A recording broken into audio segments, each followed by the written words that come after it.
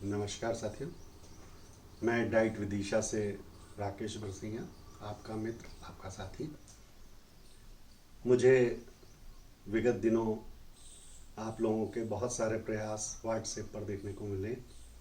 मुझे बहुत खुशी है कि आप सब लोग प्रशिक्षण के अनुसार जो है कक्षा 1-2 में FLN का शिक्षण का कार्य कर रहे हैं, किंतु कुछ जगह पर मुझे ऐसा लगता है कि कमियां हैं या सुधार की आवश्यकता है, तो मैं आपके साथ कुछ चर्चा करना चाहता हूं। सबसे पहली बात, मुझे ऐसा लगता है कि जो शिक्षक ट्रैकर है वो हमारे कुछ साथी नहीं भर रहे हैं, इसलिए मैं शुरुआत फिर से शिक्षक ट्रैकर पर ध्यान दिलाना चाहूँगा। आपको जो सामग्रियाँ दी गई हैं उसमें एक अंकुर शिक्षक मार्गदर्शिका संदर्शिका गणित की है और इसी तरह से भाषा की है। इनके अंदर अगर आप देखेंगे तो आप एक शिक्षक ट्रैकर आप पाएंगे। इस शिक्षक ट्रैकर जो है इसमें स्पष्ट रूप से दिया है, जैसे भाषा का है कि कक्षा 1 और कक्षा 2 के लिए अलग अलग रंग दिए। कक्षा 1 का रंग अलग है, कक्षा 2 का अलग है। कि सप्ताह 1 में जो कक्षा 1 है उसमें स्कूल रेडीनेस होगा, जबकि कक्षा 2 में इस पूरे सप्ताह में र, क और न, इन 3 वर्णों को पहचानना सिखाया जाएगा और लिखना सिखाया जाएगा। इसी तरह से अगर हम दूसरे सप्ताह की बात करें तो इसमें कक्षा 1 के लिए जो कलर है उसमें स्कूल रेडीनेस लिखा है, किंतु कक्षा 2 के लिए ह, अ, स, ये 3 वर्ण सिखाए जाएंगे। कहने का अभिप्राय ये है कि सप्ताह में क्या सिखाया जाना है कि इस कक्षा में। इसके अलावा नीचे आप देखें तो 6 दिन के लिए 6 गोले बने हुए हैं, 1 2 3 4 5 6। छठा दिन जो है वो आकलन के लिए है। जिस भी दिन हमारे शिक्षक साथी जैसे पहले सप्ताह का पहले दिन का शिक्षण कर लें तो उस पर राइट लगा के उस तारीख को डाल दें। इसी तरीके से जब पहले सप्ताह का दूसरा दिन हो जाए तो राइट लगा के उसके नीचे तारीख डाल दें। ये कार्य पेंसिल से किया जाना है, यही शिक्षक ट्रैकर भरना है। इससे पता चलता है कि हमारे शिक्षक साथी जो हैं वो कौन कौन से पाठ्य योजनाओं पे कार्य कर चुके हैं। मैं बहुत संक्षिप्त में कहना चाहूँगा कि आप सभी साथी जानते हैं कि एक अच्छे शिक्षण के लिए पाठ्य योजना बहुत ज़रूरी है। हमारे शिक्षक साथी पहले पाठ्य योजना बनाते थे, फिर जब वो पाठ्य योजना का अभ्यास अच्छे से कर चुके थे तो उनको डायरियाँ भरने को कहा जाता था कि शिक्षक डायरी भरें। वो वास्तव में पाठ्य योजना का संक्षिप्त रूप होता था। अब क्योंकि के 32 सप्ताह की मतलब 32 गुणित 6 पाठ्य योजनाएं, हर सप्ताह की 6 पाठ्य योजनाएं, 32 सप्ताह की पाठ्य योजनाएं शिक्षक संदर्शिका में दी गई हैं। तो आपको पाठ्य योजना नहीं बनानी है, आपको डायरी भी नहीं लिखनी है। आपको केवल शिक्षक ट्रैकर से जिस दिन आपके द्वारा जो पाठ पढ़ा लिया जाए उस शिक्षक ट्रैकर के गोले पर राइट का निशान लगा दिया जाए और जिस तारीख को पूरा आपने कक्षा में शिक्षण का कार्य किया है उसके नीचे डेट डाल दी जाए। यहाँ ये बहुत महत्वपूर्ण है कि आप जो जो शिक्षक संदर्शिका के अनुसार शिक्षक ट्रैकर में जो आप राइट लगा रहे हैं उसके संगत पाठ्य योजना पूरी हो जाना चाहिए, हो गई हो, और उनकी वर्कशीट पे भी पूरा कार्य हो गया हो। ये बहुत महत्वपूर्ण है। तो साथियों, मैं आशा करता हूँ कि आप सभी साथी शिक्षक ट्रैकर पर निश्चित रूप से कार्य करेंगे। आप काम तो करते ही हैं, उसका डॉक्यूमेंटेशन का जो अभिप्राय है उसमें केवल आपको राइट लगाकर दिनांक लिखना है, जिससे सहायता से ये स्पष्ट हो सके कि किस दिन आपने कौन सी पाठ्य योजना का कार्य किया है। मैं अभी तक आपके किए गए कार्य पर एक निगाह कराना चाहूँगा। आप देखें कि आपके द्वारा भाषा में कक्षा 2 के लिए प्रथम सप्ताह में 3 वर्ण र, क, न पे कार्य किया गया है। दूसरे सप्ताह में ह, आ, स पे काम किया गया है। इसी तरीके से तीसरे सप्ताह और चौथे सप्ताह मतलब शुरू के 1 महीने में प्रत्येक सप्ताह में आपने 3 वर्णों पर कार्य किया है, एक वर्ण पर 2 दिन कार्य किया है, और आपने कोशिश की है कि 2 दिन में एक वर्ण को पहचानना, लिखना सीख जाए। निश्चित रूप से एक वर्ण को सिखाने के लिए 2 दिन कम नहीं होते हैं। आप लोगों ने प्रयास किया है, निश्चित रूप से बच्चों ने सीखा होगा।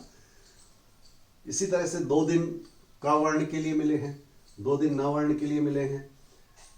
अंतिम सप्ताह का जो अंतिम दिन है, आपने इनको श्रुतलेख बोला होगा, र पे श्रुतलेख बोला होगा, क पे और न पे। और जो बच्चे इसको लिख लेते हैं तो आप बच्चे के नाम के आगे उसने जो जो वर्ण का श्रुतलेख लिख लिया है, मतलब वो श्रुतलेख तभी कर पाएगा जब वो उसको पहचान लेता है, उसकी ध्वनि को उच्चारित कर पाता है, समझ पाता है। तो वो अंतिम स्थिति है। अगर वो अंतिम स्थिति तक बच्चा पहुंच गया है तो वो मूल्यांकन में एक अच्छी स्थिति का विद्यार्थी है।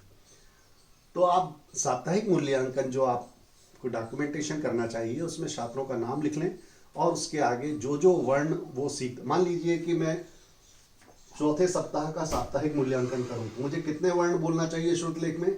इतने सारे। मतलब ये पहले सप्ताह के, दूसरे सप्ताह के, तीसरे सप्ताह के और चौथे सप्ताह के, मतलब 16 वर्ण और मात्रा मिला के मुझे चौथे सप्ताह के मासिक मूल्यांकन में श्रुतलेख कराना चाहिए।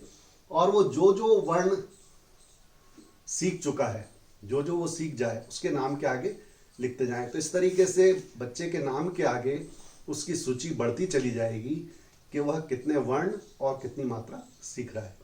इससे आपको ये लाभ मिलेगा कि यदि आप इस स्थिति में बात कर रहे हैं कि 1 महीने के अंत में आपने मूल्यांकन किया तो आपने देखा कि 16 वर्ण आप सिखा चुके हैं, तो आपको ये जानने की उत्सुकता होना चाहिए कि 16 में से 16 शब्द कितने बच्चे सीख गए हैं, 16 में से 8 शब्द कितने बच्चे सीख गए हैं, कितने बच्चे ऐसे हैं जो कि कोई भी शब्द नहीं सीखे हैं। तो ये सारी बातें आप साप्ताहिक मूल्यांकन से देख सकते हैं।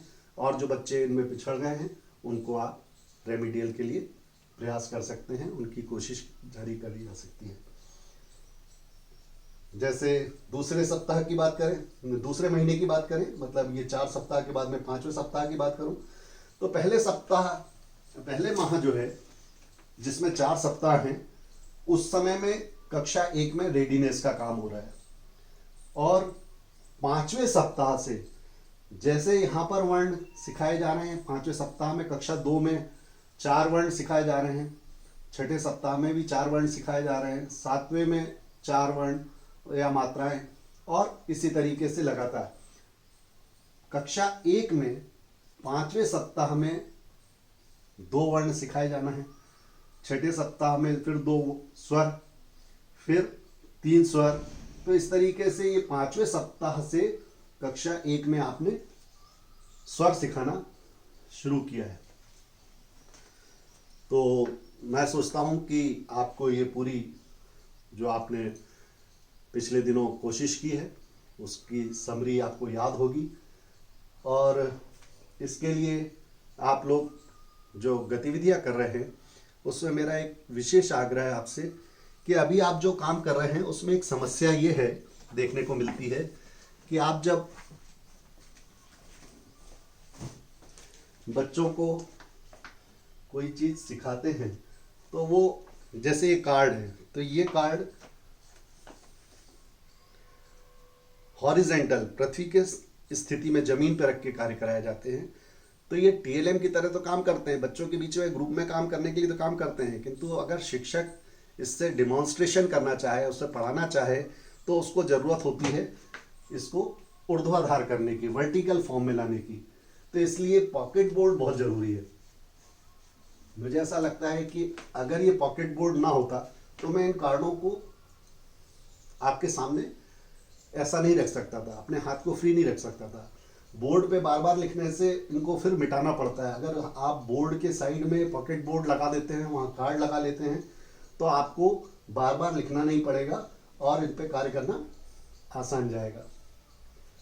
ये जो कार्ड आप बनाए हैं पॉकेट बोर्ड पर, इसमें कुछ सुझाव देना चाहूँगा। यदि एक साइड कोना आप ये कार्ड दें, सबका एक, जब आप कार्ड बनाते हैं तभी आप इनको ऐसा रख के एक साइड से काट दें और फिर इनके ऊपर लिखें, तो उससे फायदा ये होगा कि ये कार्ड बच्चा उल्टा नहीं लगा सकता।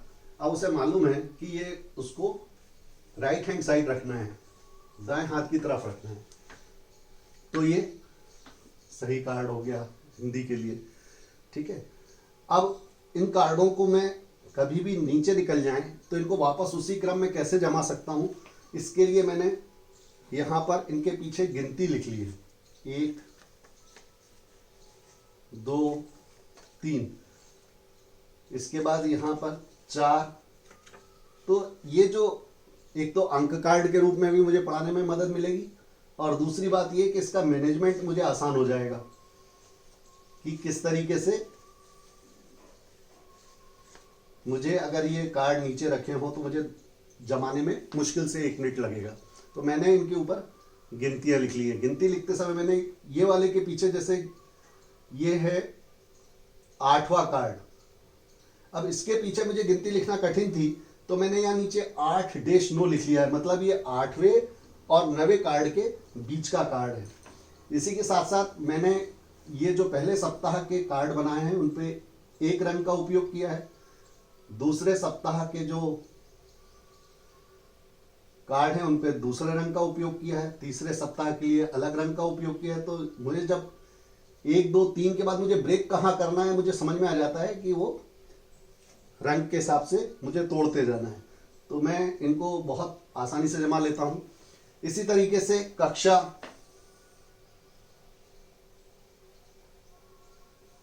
1 के लिए देखें तो कक्षा 2 के कार्ड से कक्षा 1 के कार्डों का रंग बिल्कुल अलग कर दिया गया है, ताकि कि ये समझना आसान हो कि ये कक्षा 1 के कार्ड हैं, ये कक्षा 2 के कार्ड हैं। इन कार्डों के पीछे भी इनको पीछे गिनतियां लिख ली गई हैं ताकि कि इन कार्डों को जमाने के लिए मुझे कठिनाई ना हो।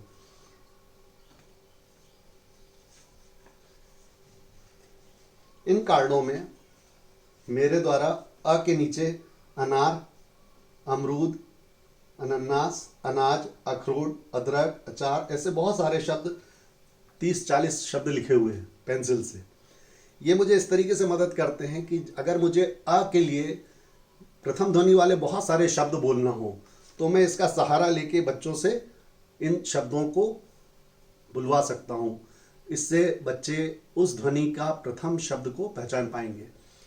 अनार, अमरूद, अनानास, अनाज, अखरोट, अदरक, अचार, अगरबत्ती, अजगर, अखबार, अलमारी, अध्यापक, अनुशासन, अच्छा, टेची, अगस्त। तो ऐसे बहुत सारे शब्द हैं जिनको हम कई बार जल्दी जल्दी याद नहीं रख पाते, किंतु अगर क्लासरूम में मुझे ज़रूरत पड़ती है कि इन शब्दों की, तो मैंने हर शब्द के शुरू होने वाले शब्दों को इसमें यहाँ लिख लिया है ताकि मैं प्रथम ध्वनि पर काम करा सकूं। इसी तरह से कक्षा 2 वाले जो कार्ड हैं इनके नीचे मैंने र के लिए जो अंग्रेजी में आर से बनता है, के से बनता है, अगर खा है तो उसके नीचे के एच, मतलब जो वर्ण जिससे बनता है उसके नीचे के हिस्से में अंग्रेजी में वो लिख लिया है। इससे मुझे किस तरीके से कार्य करने में मदद मिल सकती है उस पर मैं आपके साथ और चर्चा करना चाहूँगा। तो पहली चीज़ मैं ये कहना चाह रहा हूँ कि जो हमारे साथी शिक्षण के लिए सामग्री का उपयोग कर रहे हैं, मैं आप लोगों के लगातार व्हाट्सएप से जुड़ा हूँ, आपकी गतिविधियों को देखता हूँ, तो मुझे लगता है कि हमारे जो शिक्षक साथी हैं वो अपनी सामग्रियों को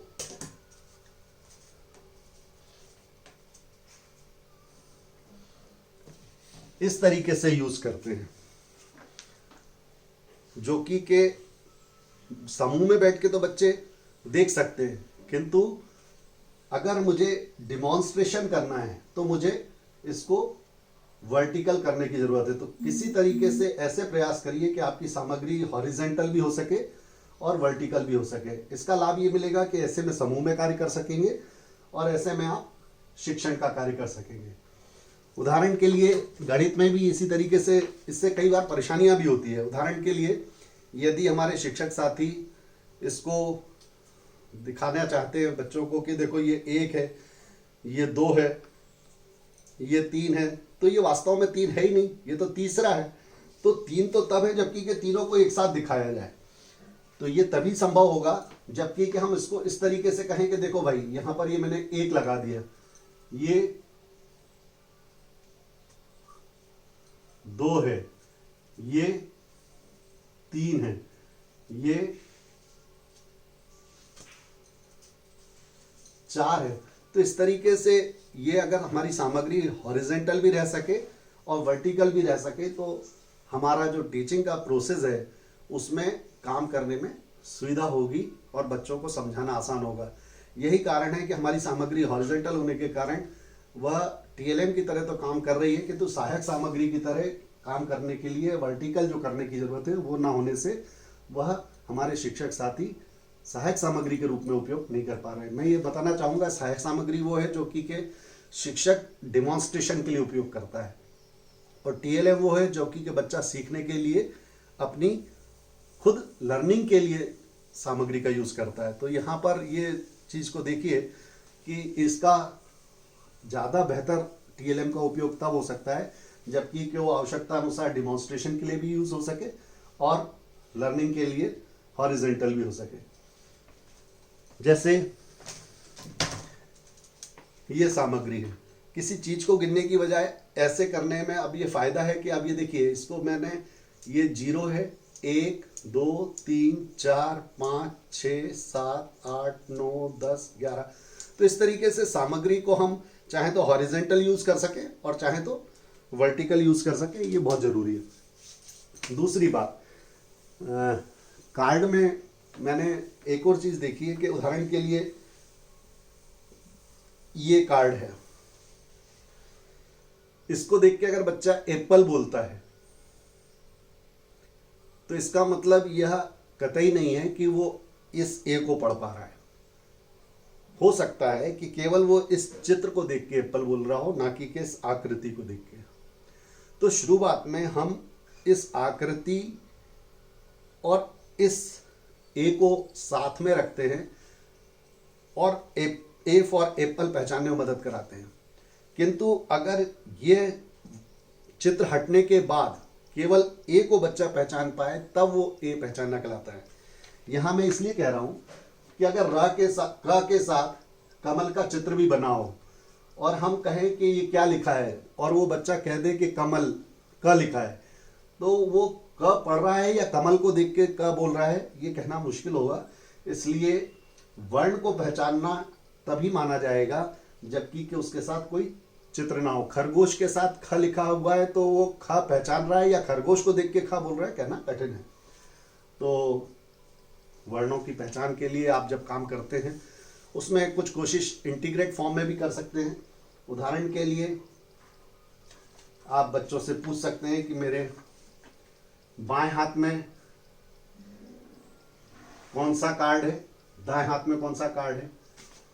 अब बाएं हाथ में कौन सा कार्ड है, दाएं हाथ में कौन सा कार्ड है। का के बाएं ओर कौन सा कार्ड है, का के दाएं ओर कौन सा कार्ड है।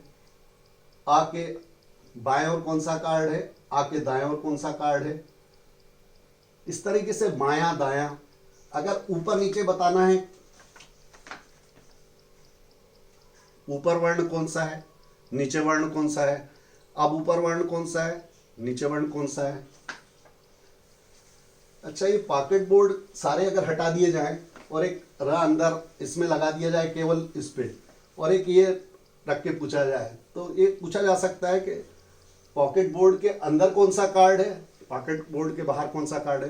तो अंदर, बाहर, ऊपर, नीचे, दायां, बायां, ये सारी चीज़ों को भी हमको कार्ड के साथ पूछने के मौके मिलते हैं।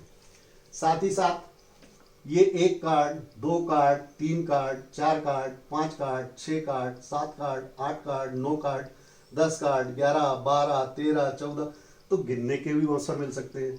ये प्रथम कार्ड, द्वितीय कार्ड, तृतीय कार्ड, चतुर्थ कार्ड, पंचम कार्ड, 5वां कार्ड, तो क्रम सूचक संख्याएं पूछ सकते हैं कि इसमें र से दूसरा कार्ड कौन सा है। र के बाद इस पहली लाइन में तीसरा कार्ड कौन सा है। आ के ऊपर कौन सा है, आ के नीचे कौन सा है, आ के दाईं ओर कौन सा है, आ के बाईं ओर कौन सा है, प्रथम कार्ड कौन सा है, पांचवा कार्ड कौन सा है, 1 2 3 4 5, पांचवा कार्ड कौन सा है। तो इस तरीके से हम जिस तरीके से भाषाएं बदल बदल के बच्चों को पूछेंगे तो उनको समझने के ज़्यादा मौके मिलेंगे।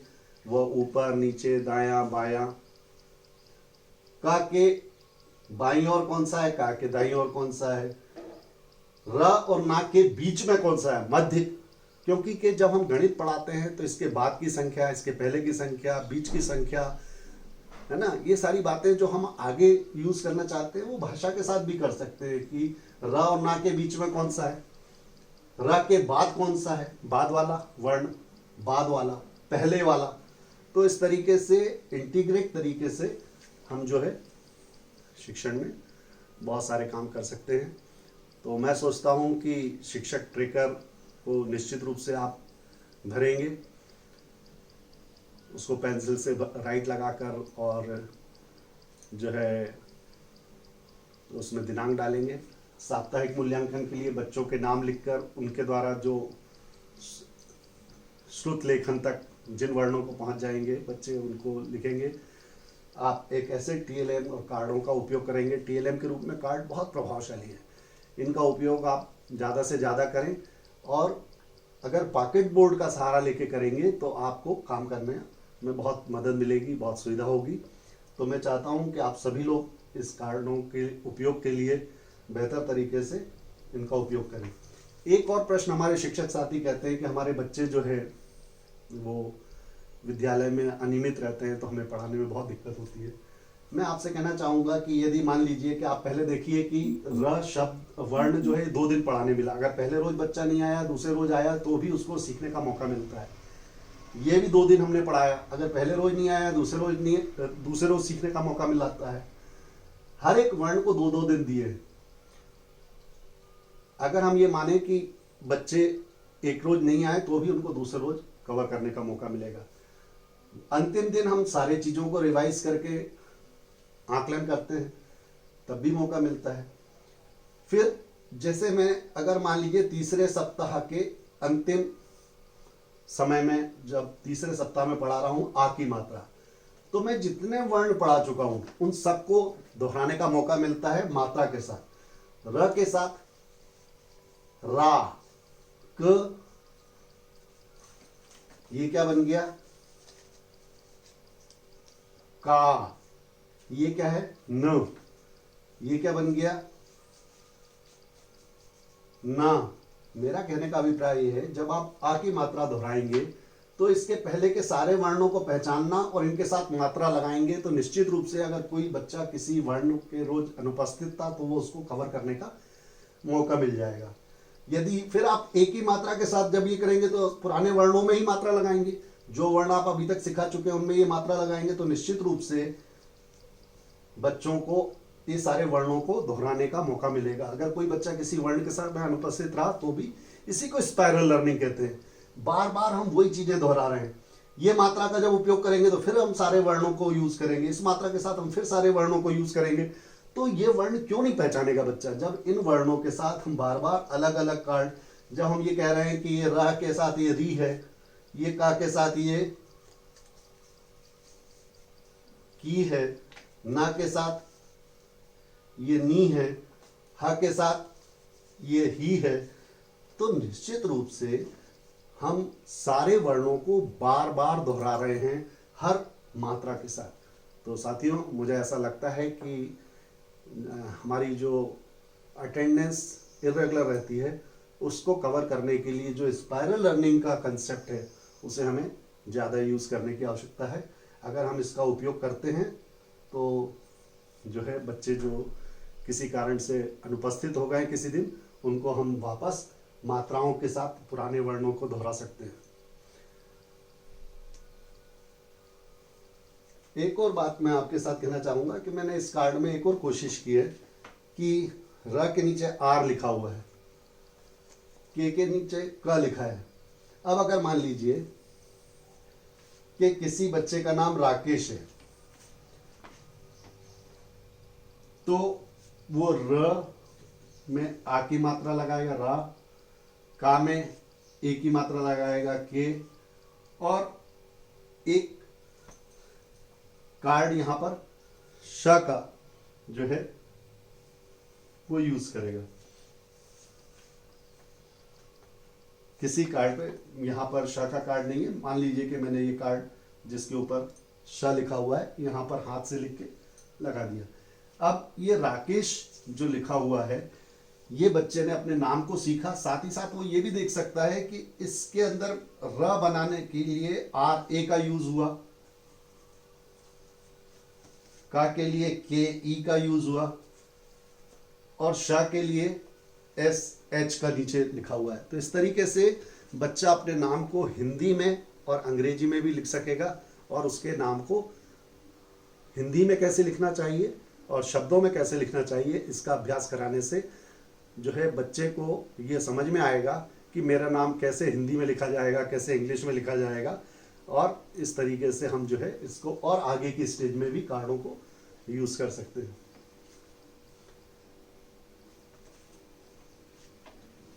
मैं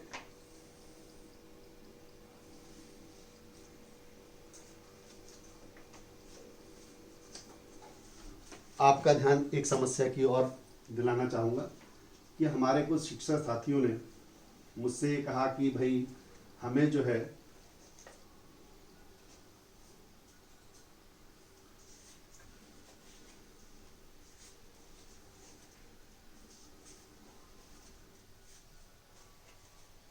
हमारे कुछ शिक्षक साथियों ने मुझे ये समस्या बताई कि जो छठे सप्ताह के दूसरे दिवस उनको एक गतिविधि करानी थी कि संख्याओं के मान को संख्याओं के नाम से मिलाना था, वो कराने में उन्हें कठिनाई आ रही है। तो मैं इस विषय पर थोड़ा सा आपका ध्यान चाहूँगा कि हम यहाँ से यहाँ तक पहुँचते कैसे हैं, ये बहुत महत्वपूर्ण है।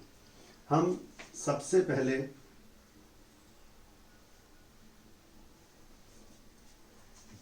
ठोस से गिनना सिखाते हैं, ठोस के बाद हम चित्रों से सिखाते हैं, उसके बाद हम दूसरी स्टेज में उसका उपयोग करते हैं अंकों को सिखाने के लिए, फिर अंक अकेले सिखाते हैं, फिर अंक के साथ शब्द सिखाते हैं, और फिर शब्द सिखाते हैं। मतलब स्पष्ट है कि हमारा जो सिखाने का तरीका होगा उसमें हम सबसे पहले क्या करते हैं, ठोस वस्तुओं से गिनवाते हैं, फिर चित्रों से गिनवाते हैं, फिर चित्रों की सहायता से अंकों का ज्ञान कराते हैं, फिर ये जिसका सपोर्ट दिया था उस सपोर्ट को विड्रा कर लेते हैं, फिर अंक सिखाते हैं, फिर इस अंक को सीख जाने के बाद उसके साथ वर्ण का उपयोग करते हैं, और फिर इस सपोर्ट को हटा लेते हैं, केवल वर्ण को पहचानते हैं। इसी तरीके से यहां से यहां तक का सफर करने के लिए हमको क्या करना पड़ता है, पहले इनकी सहायता से अंकों का गिनने की सहायता से अंकों की पहचान कराना होती है, फिर ये सपोर्ट विड्रा करना पड़ता है, केवल इसको देख के बच्चा पहचाने कि ये 3 है, फिर 3 जब पहचानने लगता है तो उसकी सहायता से हम शब्द सिखाते हैं, और फिर इस सपोर्ट की सहायता से सिखाने के बाद इस सपोर्ट को विड्रा करते हैं तभी। मतलब ये है कि यहां से यहां तक पहुंचने का जो तरीका है उसमें क्या है कि हम पहले ठोस से हमने गिनना सिखाया, उसके बाद चित्रों से सिखाया, चित्रों के बाद हमने चित्र का सहारा लेकर अंकों को सिखाया, फिर ये सपोर्ट हटाया, अंक सिखाए, फिर अंकों का सपोर्ट लेकर शब्द सिखाया, और शब्द के बाद हमने ये जो सपोर्ट था इसको विड्रा कर लिया और शब्दों में 1 2 3 सिखाया। अगर हम ये चीजें मिस कर देंगे, यदि इन चीजों को अगर हमने यूज नहीं किया, अगर हमने ये स्टेप्स का पालन नहीं किया और सीधे यहां से यहां पहुंचने की कोशिश की, तो ये हार्ड स्पॉट बन जाएगा। हार्ड स्पॉट बनता क्यों है? क्योंकि के सिखाने का जो सही क्रम होता है हम उसका पालन नहीं करते। अब अगर हम यहाँ से यहाँ की बात करें तो मैं चाहूँगा कि ऐसी स्थिति में भी थोड़ा सा ध्यान दीजिए। बच्चों से आपकी समस्या ये है कि प्रश्न इस तरीके से दिया हुआ है, उसको मैचिंग करना है। अगर आपने उसको सही क्रम का, जैसा मैंने अभी बताया, वैसा पालन किया तो भी ऐसी स्थिति में आने के बाद भी आप बच्चों से कह सकते हैं कि ये क्या है। बच्चा कहेगा एक, तो कहें कि एक की प्रथम ध्वनि क्या है, एक की प्रथम ध्वनि क्या है, ए। तो इसमें ए वर्ण कहाँ लिखा है? ये लिखा है। एक की अंतिम ध्वनि क्या है, क, वो कहाँ लिखा है? अंत में, ये लिखा है। तो स्वाभाविक है कि ये क्या होना चाहिए? यहां होना चाहिए। ये क्या है? तीन, प्रथम ध्वनि क्या है? त, अंतिम ध्वनि क्या है? न, ये कहाँ होना चाहिए? यहां होना चाहिए। ये क्या है? दो, द, ओ, दो। तो इस तरीके से जो भाषा में हमने प्रथम ध्वनि, अंतिम ध्वनि, वर्ण की जो पहचान कराई है उनका उपयोग करें। और ये ही इंटीग्रेट है कि यहाँ पर गणित है, यहाँ पर भाषा है, और गणित से भाषा, ये जो चीज़ें हैं इनके बीच के गैप को एक व्यवस्थित तरीके से बच्चों के सामने रखा जाए और उनके बीच में इंटीग्रेशन किया जाए, तो निश्चित रूप से इस तरह की समस्याओं को, इस तरह के बैरियर्स को आप तोड़ सकते हैं। तो साथियों, मुझे ऐसा लगता है कि आप निश्चित रूप से शिक्षक ट्रैकर, साप्ताहिक मूल्यांकन और पॉकेट बोर्ड का उपयोग करते हुए बेहतरीन तरीके से शिक्षण का कार्य करेंगे। इसी आशा के साथ आपका बहुत बहुत धन्यवाद। आपसे आशा है कि आप ई ड्रॉप बॉक्स में आपकी समस्याएं भेजते रहेंगे और हम समय समय पर आपसे चर्चा करते रहेंगे। Thank you.